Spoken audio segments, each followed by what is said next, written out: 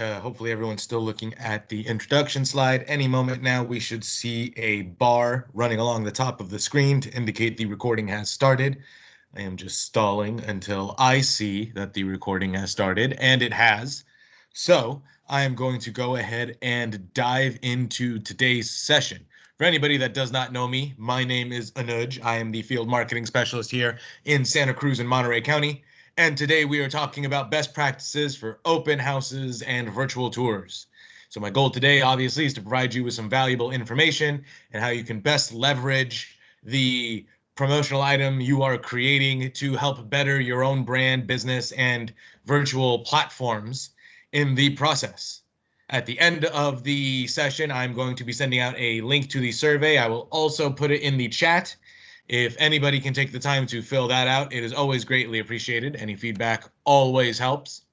General reminders, like any of these sessions I teach, I will take all questions in a Q&A period at the end. I do recommend, if you are worried about forgetting anything, please feel free to drop it in the chat window, which again will be on either side of my head when you open it up. And lastly, I will be recording this session, like I said at the beginning. It will come to you in a recap along with a bunch of the talking points that we covered and any links that we will view as well. We're going to be going over the latter part of this class is going to be sharing an example video of some of the stuff we are covering because streaming isn't always the best. You can always rewatch that video in the recap. I'll send you the link right to the YouTube channel where it's located. But let's talk about today's agenda. First things first, we're going to review steps needed to prepare your virtual tour or open house. Then we will talk through tips and show you an example of a property walkthrough. And then last, we'll recap. If you've worked with me before or you're in my region, you hear me often say people hear with their eyes. There's no better way to endear consumers to your brand than showing them something. You can tell them things, but it never resonates the same way as someone being shown something about your business. And video will help you grow your brand and generate more consumer interest. Step one. It all starts with workflow. So again, if you've worked with me before, you've probably heard me talk a lot about workflow, planning, scheduling, and this is no different. Before you begin marketing the open house and the virtual tour, you need to know the home and know the area it's in. I use these terms, virtual tour and open house, interchangeably because it really doesn't matter whether you're doing it live or whether you're pre-recording something. The process and the actual end result will end up being the same thing. Just one version gives you the opportunity to be in control of everything while it's happening, and the other one is live. So you will run the risk of anything that can happen live, any hiccups that may occur, you'd have to work through. And the other big difference is the initial script that you create for the walkthrough that you would shoot for a video is essentially the same script you use to walk through the property for a live virtual tour. The difference being you will repeat that live tour about 4 or 5 times. To best game virtual tours and algorithms of the, whether it's Facebook Live, IG Live, YouTube Live, whatever the platform you're using is, to get consumers to engage with that content or generate any real results or traction out of it, you're going to want a minimum be on the live video for at least 70 to 90 minutes and probably go beyond that. Going to be a window in which you will be growing to generate consumers. I think I hear someone unmuted. I'm just going to hop in. Okay, cool. They're back to being muted. Like I was saying, you want to make sure you have it all prepared. So when you're walkthroughing the property, you don't have any of those hiccups that may come through or disrupt your presentation. And like any traditional open house, you want to have all of these materials prepped ahead of time. I'm a big fan of drawing a small blueprint of the home. It's very similar to what we did in the example that we'll walk through. And note down, how would you walk through the property? Again, thinking of the camera as that consumer you're guiding through the space. Where are you gonna start? What do you want to say through each space as you're going through the property? And more importantly, what points do you want to share about the property where, and what points do you want to share about the community where? This not only is an example of how your business operates and where you work within that space, but it's your example to, again, show your consumers why you're an expert in that area and garner uh, shareability out of the video by making it something about more than just the open house and creating some kind of a community connection as well. Another great tip to have that I work with a lot of my agents in that isn't shown in this example because I myself am not an agent, so I don't have MLS access, but you can create a virtual CMA that you can cover at the end of this tour. So like we were talking about, you imagine you have a script for how you're walking through the home and how you're walking through and sharing facts both about the home and the community. And when you get to that end, you can talk about how all of that information you've discussed relates to comparable properties in the area. And again, whether you're doing this live or pre-recorded, if you have that virtual presentation prepared, you are then either jumping to slides with a voiceover, or you can even do a talking head segment and drop that slides into a segment of the video, depending on how you're editing it.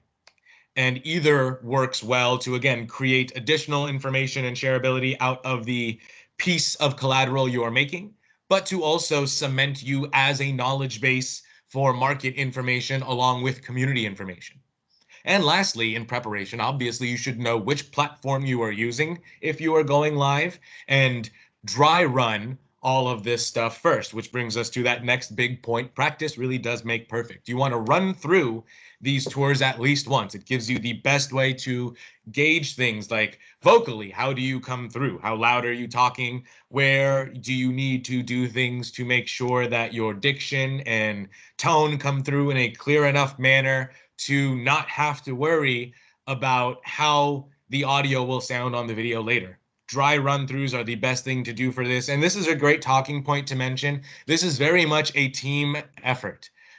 Yes, you can pull all of this off by yourself, but even in the example I'm showing you, it is a two-person crew. I have an individual helping me with the camera, so I can be free-handed and working through the property in a very natural sense. If you were going live versus pre-recorded, I would probably recommend having an additional third person there for the sake of being able to have someone that's working the computer that would be managing the live aspect of this tour. So you can A, group people into dropout rooms if that's what you were doing, or B, I should say, also filter any questions that are coming in to pass them along to you, the host, the agent, to answer as the tour is happening. So you want to go through a run through to, again, become familiar with the space and familiar with how fast you talk and how everything will break down, and a great way to test all of the equipment you are going to be using. I will be linking a bunch of different options for some of the basic things you will need to conduct a smooth open house. The first thing is obviously a camera or your cell phone. Most individuals are using their cell phones. The example I will show in this class was shot on a cell phone, so there really isn't anything fancy that needs to be done there. The big asterisk on that is whenever you are indeed shooting, make sure the cell phone is in airplane mode. There's nothing more goofy or interrupting to a tour or to a shoot than having your phone go off. The second thing will be some kind of a Steadicam or a gimbal. I will link various options to those that will work with your cell phone that holds it and prevents it from looking what's called handheld, where you have all the little wibbles and wobbles of your steps, and the human aspect will be removed and you have a nice, steady, and focused picture. Think of it almost like being on a tripod. It'll give you that level of structure that is needed for something like this, so your consumer's attention isn't focused on how sporadic the camera is, or there isn't any other additional what we would call noise to distract them from the information you're trying to convey. The third thing is a light source. We recommend ring or box lights. I will again include great low-cost examples that you can incorporate. It's always good to make sure you are lit properly so you are not washed out. You don't look too unprofessional. But again, that all will vary based on the home you're in, which is all a great thing to test for in your dry run. And lastly, a microphone. Using the example that you guys will see later, you'll notice that I don't use two of those things. I don't use a ring light or a light source or a microphone because A, I was really short on time, and B, my voice carries well enough to where a microphone is not needed. That is not going to be the case for everybody. And the worst thing you can do for your brand is have a video that looks or sounds very sloppy. That being said, there's a big point I want to mention here in that you don't need to get too hung up on production quality. So when it comes to the editing at the end of the day, don't think too fancy. We just are looking about simple things right here that you can always review with me or your field marketing specialist. Things like, where you are in the camera frame, how easy is it to see you, and how easy is it to hear you? Because all your consumer cares about is how relevant the information is and how concisely you can convey that information to them, right? They're not here for production value or glitz or glamour. They want an honest you to provide them with information about the community or the home that they're interested in buying. And again, this is where these virtual things come in handy. With the right planning for how you're going to market it before and after, this creates a great piece of collateral to not only show to prospective buyers and consumers that are interested in seeing individual properties, but to show off your knowledge base and your talents as an agent in how you can advertise and market their home through all of the networks that you have access to. Next, marketing the video. Just as you would market a traditional open house, you need to let your sphere, your audience, and your fellow agents know about the event that's happening ahead of time. Pre-recorded or live, like I said before, a lot of these are going to be exactly the same thing in regards to what's being prepared. So once you've got how the walkthrough is going to work, you've tested all the equipment, you know whether you're going live or recorded and on what platform, and you know exactly what you're going to say about the community and the home. Next is let's plan on when it's going to be and how we're going to advertise it. So let's again use the pre-recorded example because that's what I'm showing you guys here. And let's say you're using YouTube as the main platform to post. You can premiere videos just like you would scheduling a live video, and you can share that link with your consumers, with your sphere, with your audience through all your platforms. So utilize your CRM like InTouch to blast your sphere and remind them to follow you on things like Facebook or Instagram to stay up to date on not just real estate, but the community as well. Update your website, and if you're allowed to, your MLS. I know that's going to kind of vary based on where you're located. There are virtual showings. You want to let all of your consumers know when they're happening, on which day, and if it's going to be a recording, when it's going live and where. Know what you're doing with the video afterwards. So during the actual tour, make sure you're scripting in a call to action at various times, reminding them that you can review a condensed version if it's live. You can jump in to view a condensed version of the tour that you will post on whatever day, on whichever channel. And if it's a pre-recorded video, you can always remind your consumers that they can reach out to you and follow you on all these specific channels. And if they have any additional questions, below is where your contact information is, or however you're doing it. And if you're doing a live tour, like I said, make sure you know how you're cutting that video down. The big difference between the scripted pre-recorded video for a virtual tour or open house and the live one is the live one, you'll just repeat that script 4 or 5 times to make sure you run long enough to best game the algorithm for a live anything. And you know where you're going to make that cut point. So when you're done with that live tour, eventually you're going to get a big video back when you're done with everything that was recorded in that live segment. So if you know where that tour ends and where you need to chop it, and then you can also grab in some of the Q&A stuff if there's any good engagement, and re-edit that and repurpose it to market your brand and yourself afterwards. Think about how Listing Concierge works, right? It's a big umbrella that leverages the size of the brand online to very much market you, the agent, as aggressively as we can. And this is the same kind of mind frame you want to take here. All right, so let's look at the example, right? Let's see how everything that I've talked about ties into what I'm trying to show you. So I'm going to go ahead and stop sharing my screen for just a sec, and we're going to hop into the sample video that we've got. Oops.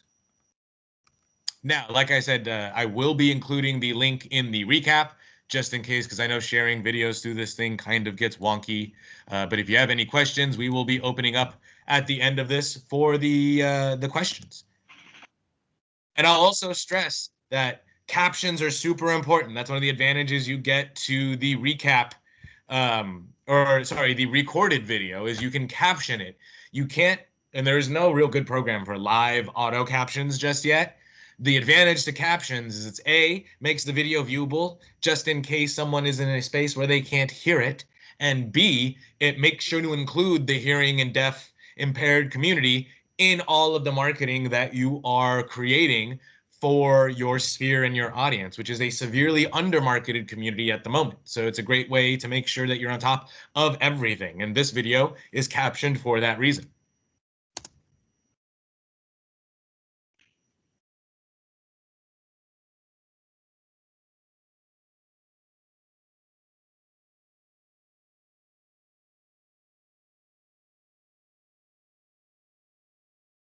I'm also going to stress, I am wearing a mask in this recording. This was done like a year ago when the pandemic was just kind of getting into full swing. I did have a question about this from one of my agents that was reviewing this video, and she was wondering, do we still need to wear a mask? I think it's important to note that, outside, I would probably still wear one. And if you're walking around the property, I would still wear the gloves and the booties like I have in the video. But inside the home, especially if you are by yourself, I feel like you can take off the mask for the recorded video purpose, and just make sure you stress that, if you're doing showings or anything like that, you are following all precautions to make sure that you are within all guidelines for your county.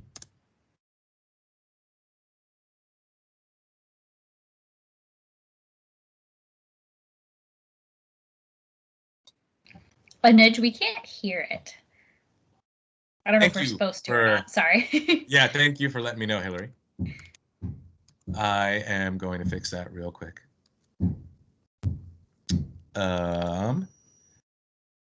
Which worked out well for me because I had a ton to say that I forgot to mention before the video started. All right.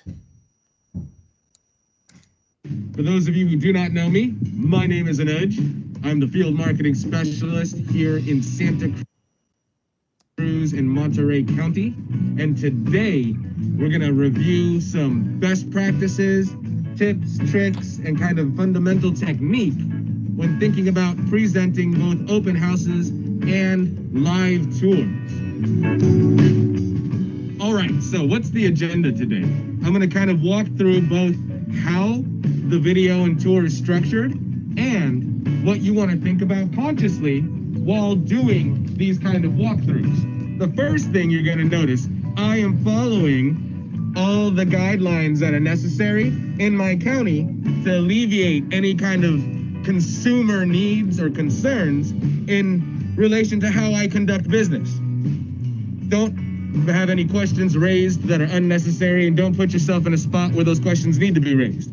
Make sure you do everything handy, meaning having a mask on. And you'll notice I'm taking time to make sure both my voice is coming through in a clean and precise manner, as well as putting a little extra emphasis to make sure my diction comes through clear, as to not mumble or confuse anybody while trying to talk through a mask.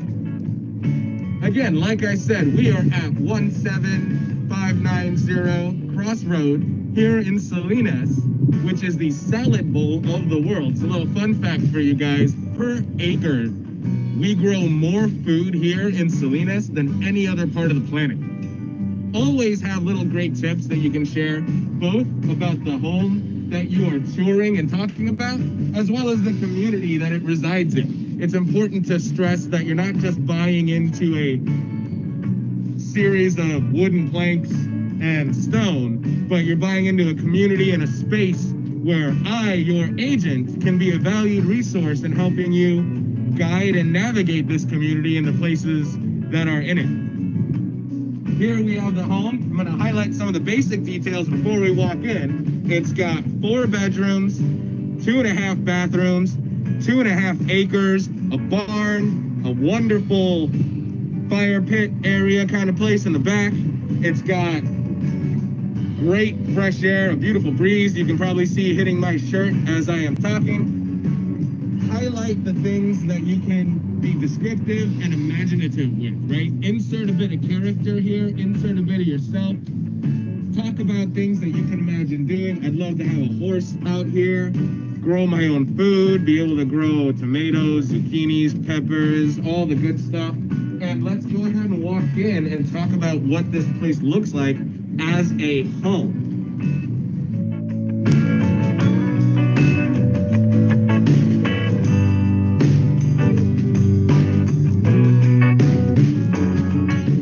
Good afternoon, everyone. Welcome back from our commercial break. If you forgot, this is Anuj.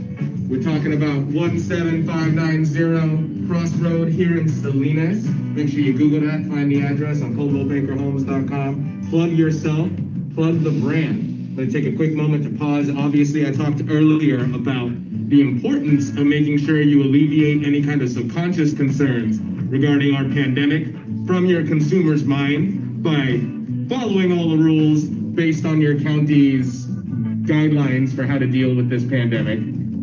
But I digress. What you want to also use this opportunity to do to brand. I work for Coldwell Banker.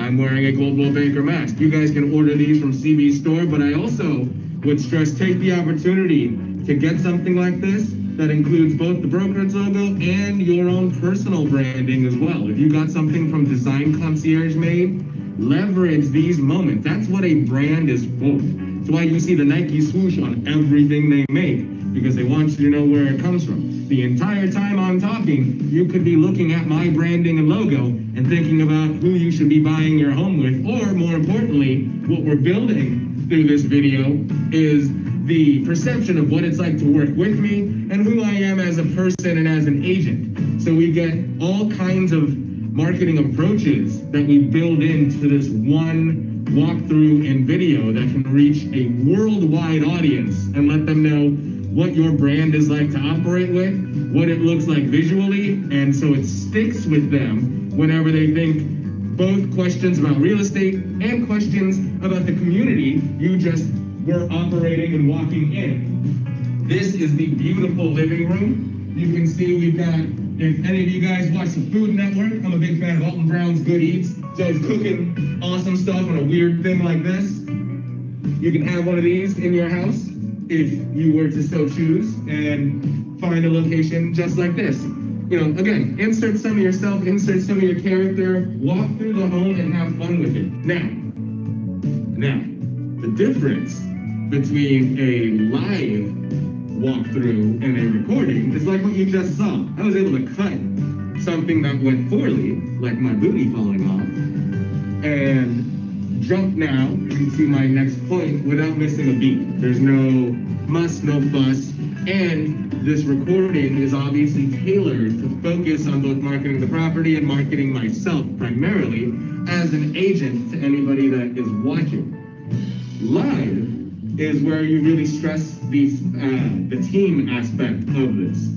I obviously am not operating the camera myself. I have a camera person with me that is also following social distance guidelines, wearing the booties, wearing the mask. But if I were live on, let's say, YouTube Live or Facebook Live or Instagram, whatever the platform you are using, I have the additional person here. We will have a laptop set up. Let's say for this example, I'm using Facebook Live. As questions, comments, things like that come into the space, I have someone that's able to vet and check those and bring them up for me. That way I don't have to worry about any awkward pauses or slip-ups as I'm walking through the home. Because the beauty of a live is like what I can do here. If we get questions, hey, someone wants to know specifically what's going on in this space. Well, we've got 2 bedrooms, you've got your master suite. We're gonna get a bit of echo as we move into this part of the house, so I'm gonna try and adjust my voice accordingly. You'll hear my watch go off. It's a good note to remember you mute all of your devices when doing these kinds of tours and walkthroughs. As we move into each specific room, you're going to want to make sure your cameraman always pushes back off of you, and you step back out of frame, continue to push back, so we can get an idea of scaling in whichever room you are in. I am just about 5'10", 5'11", and you can see what I am like to move around in this space and how my height fits every room that I walk in. It just kind of helps with the dynamic. Plus, it gives your viewer a good idea of exactly what space they are looking at. And if, let's say, going back to my discussion about live, we get someone that asks, hey, what was that door you passed in the hallway? I can say this door that I passed, just because the question wasn't super specific. This door is a closet, and this door is a half bathroom. It is one of the bathrooms included in the 2.5 I mentioned earlier. Right there. Got another bedroom there. And again, the big difference is if I were live, I couldn't just go off the cuff like I am in this example for the class, because I don't have the ability or the, I should say the comfort of being able to jump back, edit, and reshoot something. You want to have a series of bullet points tailored out for what you're going to highlight for the house. And I always stress, if you're talking 4 bullet points about the region of the house you're in, 1 about the community that the home is in. So, we just talked about the living room, talked about a couple of the bathrooms. Did you also know that Salinas was the home of former Nobel laureate John Steinbeck? And the Steinbeck Library is one of the coolest assets available to residents of this town. Big fan of libraries. Y'all should grab a book and enjoy it in this lovely kitchen that has been recently remodeled and has an induction stove. Not a huge fan of induction stoves because you don't get the fire, but you get a lovely stove oven, you got a dishwasher. Again, highlight things, insert yourself, and most importantly, in regards to a video, if you're shooting this after the fact, this is where I would take time to cut from the talking head portion and go to what we would call coverage shots. I would, as you can tell in the edit that you're watching, you're listening to my voice talk over several shots of the kitchen we're in, as well as the bonus room that we're walking into. That includes a sink. It's got an awesome half carpet, half fake tile kind of floor going on. It reminds me of what my ideal man cave would look like. Put a big old TV on this brick wall because you know it wouldn't go anywhere. Get some really nice chairs right here, or you can just get a projector from the ceiling. Got great supports with this giant beam running through. I mean, it's a fun spot, right? It's a fun space.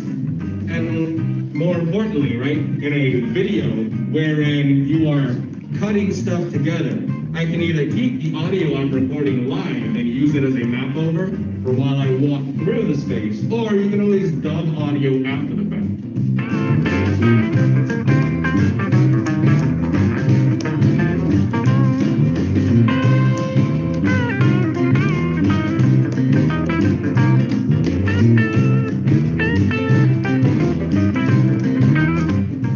What you want to have planned out, both in the ahead of time before you're doing your live video, and just to make your life easier when shooting in the space that you're going to operate in, is know how you're going to walk through each of the rooms, where the camera needs to be, where you need to be. And I think it's important to use this time. We talked at the beginning about how I talk and enunciate and make sure my diction comes through clear and effectively, even through the mask.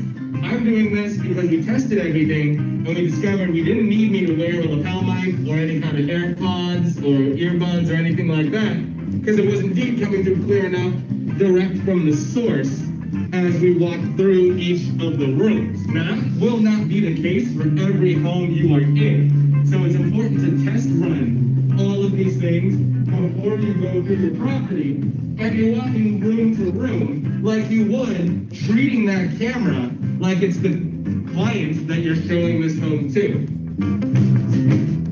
You've got all these pretty views right outside. Oh.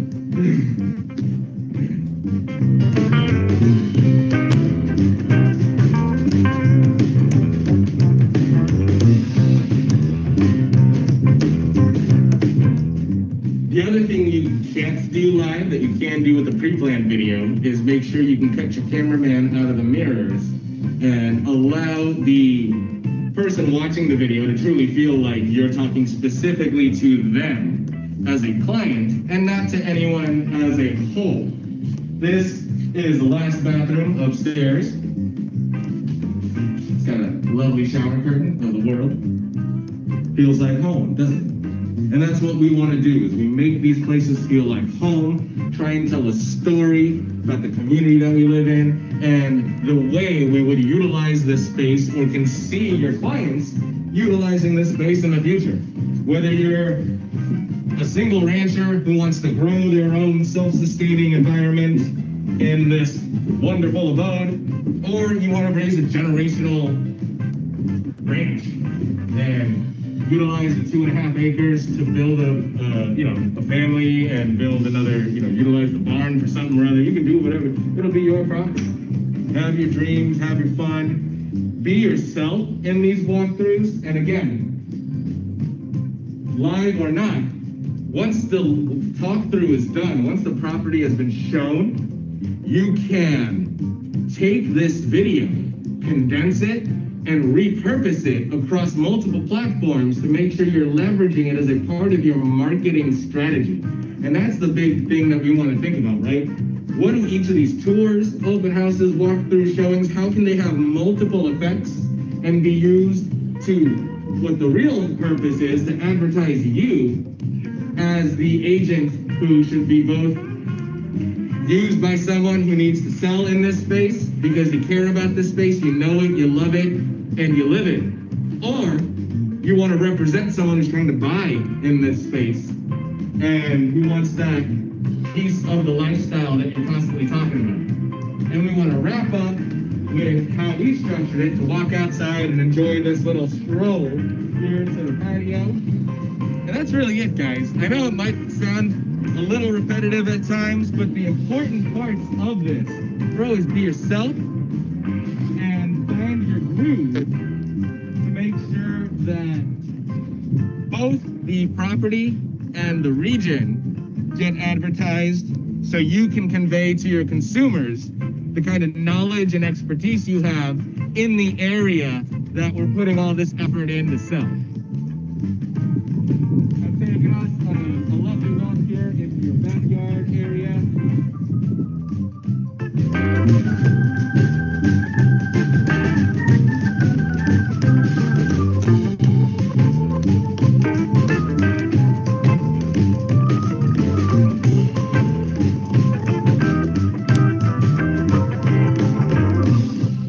What I want to say is thank you all for kind of coming along with me, right? We're ending on a highlight shot that makes, again, the consumer want to reach out, want to find out more about this beautiful space that I've spent this time talking and guiding you through. Making sure I leverage the video, again, to use on multiple platforms. We're going to jump back now to the live portion of this class.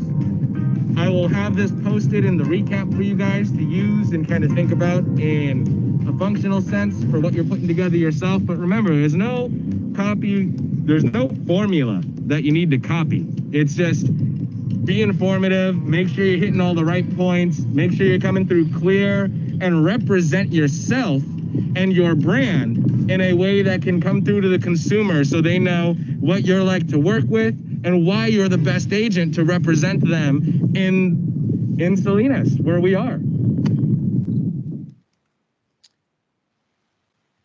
Cool. Oh, shoot. I was unmuted that whole time. So I hope you guys didn't hear a ton of construction that apparently they're building like a ballroom underneath me that started a few minutes ago. But yeah, that's the video. So let's recap on kind of the points you need to make this successful for you in your own business. So first, pick a platform that you're using. All of them should eventually end up on your own YouTube channel, on your Instagram, or on your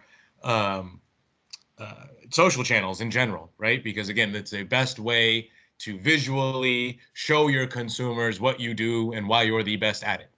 Advertise, use different methods to reach prospective buyers. Facebook events, Instagram stories, your website, e-blasts via the MLS into your sphere. Provide key details like dates, times, and access link, and consider asking people to RSVP and provide an email so you can reach out with reminders. Stage the home. Treat it like a normal in-person event. If the home looks, awful, it's not going to do you any good how fancy the camera and your articulation is about the property. So make sure everything looks good and find out in that test run. You don't want to wait to a live event to find out that the camera's got a poor quality or your sound doesn't come through properly or the Wi-Fi doesn't work. That property that I shot wouldn't have worked for a live tour because it's in the country. There's not a lot of good, sturdy Wi-Fi signal in that country. And lastly, prepare your talking points. Do not wing it. You don't want to go out there and forget things that are key or crucial or important. So you want to make sure you cover everything that you wanted to say. You don't miss a room out, or you don't miss anything about the community that you want to share that can help advertise you and make you a more valuable agent. Thank you all for joining me today. I'm going to go ahead, stop sharing my screen, and open up if either of you that are here have any questions.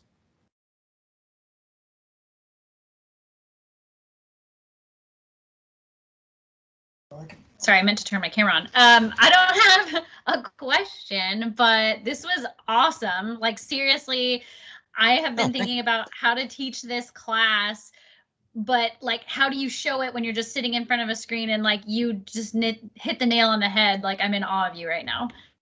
Thank you. If you guys need help on like the nuts and bolts of putting this together for your region, let me know and we can go over kind of how I did that and what we did to edit it, and then how I just keep rolling through in the classes I teach. Yeah, no, it was seriously fantastic. I will be hitting you up. Cool. Thanks. I'm glad you guys enjoyed it. I don't know what happened to the 20 people that registered, so I have a feeling my link didn't get in there properly. Probably. It makes me feel better because I taught a class at 1 o'clock today and I only had 3 people, one of which was an SSA. So this makes me feel like, oh, something major must be going on that we just don't know about. Connor is my SSA, so it's an SSA. And Connor, in case you don't know, Hillary is one of my counterparts in the Sac Tahoe region. Hi, Connor. Oh my God, that's so funny. Well, okay, so it's not just... It happens. Well, I hope you have a fantastic rest of your day. I'll see you on... Oh, you're not in our Friday meetings anymore. I always felt like I should be in those because I can see your chats and big stuff's going down, but we have our meeting with Dustin. Yeah, we were all together for like a little while there, and I don't know why they split us back apart again. It's not like you guys are that far away and we do things that drastically different. I know, and it's funny because they're always telling us, you need to, engage more. You're not out here on your own island. But then they kind of put us on our own island. So right. I'm literally out here like off of the highway on the coast with nobody around. So yeah. If it weren't for these chat groups, like I'd be basically alone. I know. I hope that we can I even said something to Dustin. I was like, I don't understand why we don't have more